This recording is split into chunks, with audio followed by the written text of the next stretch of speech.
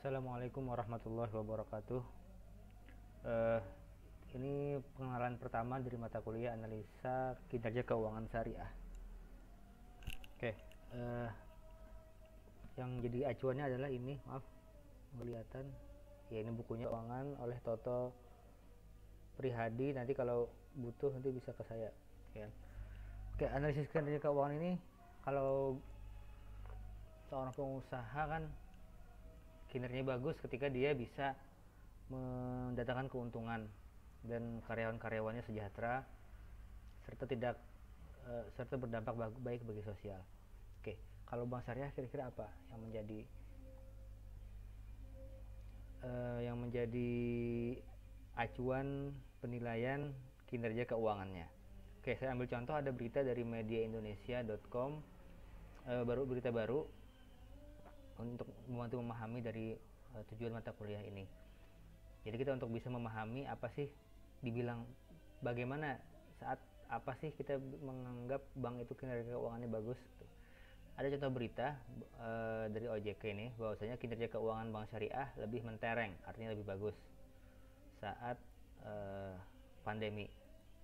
Oke, jadi dari berita ini kita akan melihat apa kira-kira jadi indikator penilaian bagus tidaknya bank syariah tersebut.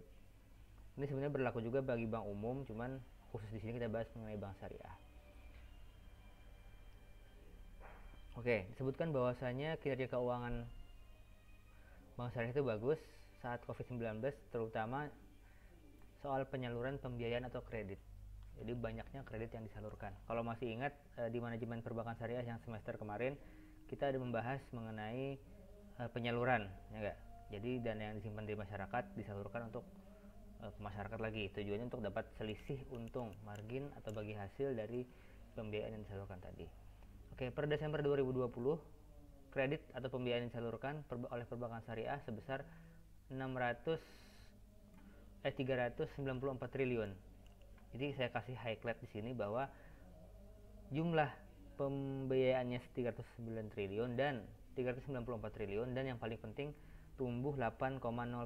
Y on Y artinya YOY artinya year on year dibandingkan dengan tahun lalu, dibandingkan dengan posisi Desember tahun 2019. Oke, jadi Desember 2020 segini hasilnya 394, naik 8% dibanding dengan tahun 2019 bulan Desember. Oke, sedangkan pembiayaan secara nasional baik konvensional syariah itu sebanyak 5.000 triliun atau terkontraksi sebesar minus 2,7. Terkontraksi maksudnya berkurang pertumbuhannya dari sebelumnya. Berarti tahun sebelumnya lebih banyak tadi 5,482. Mungkin 500. Kalau 1% sih cuma sekitar puluhan triliun lah bedanya. Oke. Dianggap pertama, jadi ada beberapa indikator. Pertama, pembiayaan yang disalurkan. Gitu. Yang kedua adalah aset. Aset keuangan syariah sebesar 1.000 triliun dengan pangsa pasar 9,89% dari keuangan keseluruhan. Gitu kan?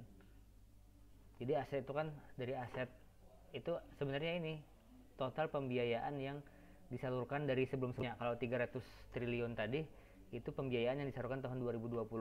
Nah, sedangkan secara keseluruhan pembiayaan orang yang masih berhutang dan masih ada hutangnya belum lunas, kira-kira gitu, yang dihitung sebagai aset itu ada 1.000 triliun.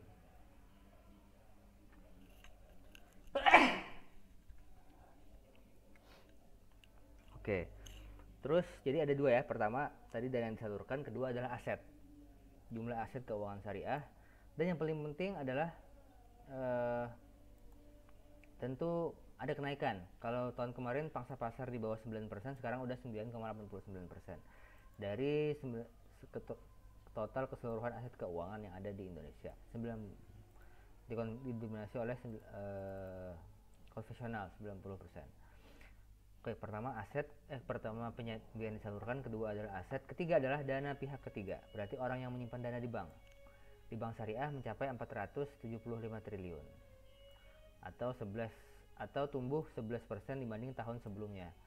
Perlu diingat bahwasanya berarti kalau di sini ya orang menabung 475 triliun, disalurkan 300 triliun, berarti masih ada sedikit yang belum disalurkan. Tujuannya apa? Untuk operasional dan lain-lain.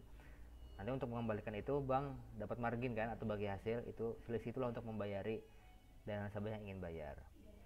Itu ketiga, dana pihak ketiga atau dana orang yang menyimpan dana di bank. Sedangkan yang keempat adalah non-financing performance. Nanti kita bahas juga di pertemuan berikutnya. Non-performance financing artinya adalah pembiayaan yang macet.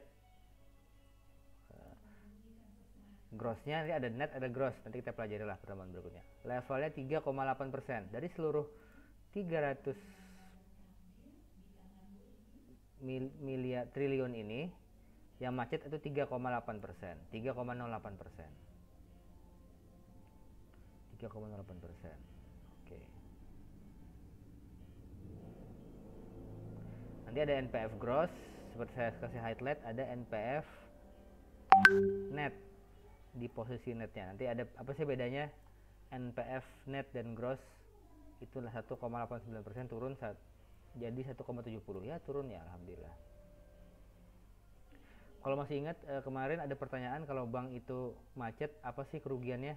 Kalau masih ingat pertanyaan di UAS ujian akhir semester kemarin, itu ketika macet maka pendapatan bank akan turun. Jadi kenapa orang menjaga agar angka NPF atau yang macet itu tetap turun di bawah 5%, bahkan kalau bisa di bawah 3%? Karena kalau seandainya banyak yang macet maka pendapatan akan berkurang, karena pendapatan bank paling utama adalah orang membayar angsuran.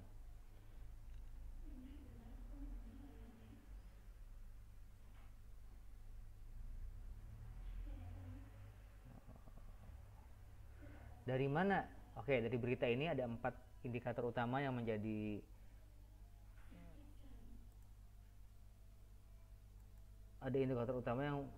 acuan bank itu baik atau tidak. Yang pertama adalah dana yang disalurkan, kedua aset, yang ketiga adalah dana pihak ketiga atau dana simpanan masyarakat, dan yang keempat adalah NPF atau kredit macet.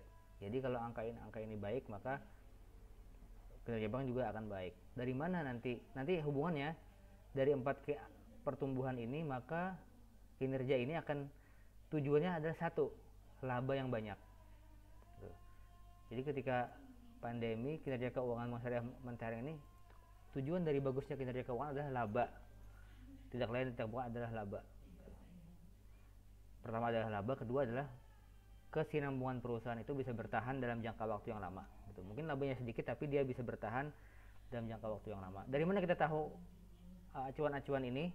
Aset berapa, pembiayaan berapa, dana pihak ketiga berapa NPF? Dari laporan keuangan. Kalau masih ingat di mata kuliah kemarin manajemen perbankan syariah, kita ada membahas mengenai itu. Laporan keuangannya sedikit kita bedah sedikit, nanti insya Allah di mata kuliah ini khusus membahas laporan keuangan. Nanti kan kita bahas untuk sampai sebelum semester kita belum ada tugas, saya masih sampaikan teori-teorinya. Nanti setelah UAS nanti ada presentasi, kita bedah laporan keuangan itu. Oke, itu mungkin buat kawan-kawan. Nah, ini